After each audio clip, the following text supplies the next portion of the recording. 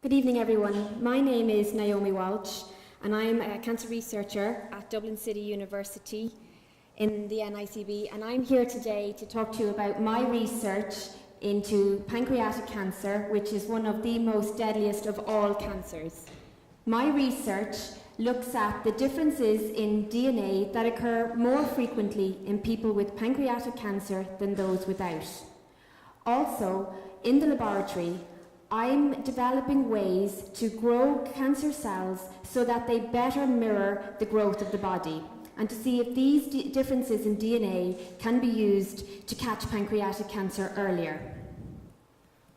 So I just want to tell you a little bit about the pancreas, because it's actually a very vital organ that's located behind the stomach, and it has two main roles. Its first role in the endocrine, they make insulin, which helps us regulate our blood sugar, while the exocrine cells make enzymes which help us digest our food.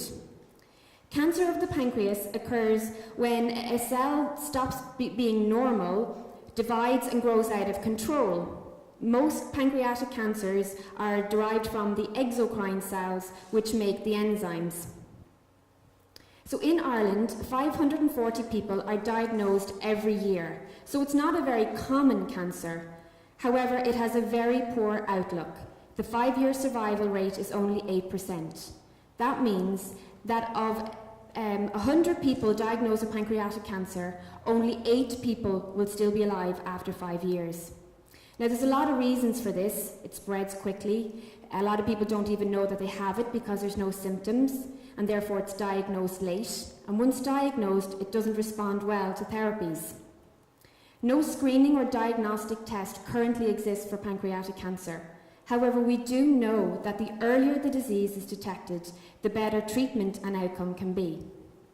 Therefore, there's an urgent need for the development of early detection markers. Now, we don't fully understand the causes of pancreatic cancer. However, research studies have shown that risk factors can increase the likelihood of developing this disease. Risk factors such as age, because it occurs more frequently in people over the age of 60. It's more common in men than in women. People have a family history, excess body weight, smokers, or have diabetes or pancreatitis also have an increased risk of developing this disease. Now, because of the increased improvements in the detection, treatment, and prevention of other cancers, such as breast and colorectal, pancreatic cancer is now set to become the second leading cause of death in the USA in the next decade. This, more than anything, highlights the urgent need for more research into this cancer. So in order for us to figure out how differences in DNA can help detect pancreatic cancer earlier, during my fellowship at the National Cancer Institute in Washington, D.C., where I trained, there was the largest study looking at the DNA of 21,500 people to see what differences there were in the DNA between people who went on to develop cancer, pancreatic cancer, compared to those who did not.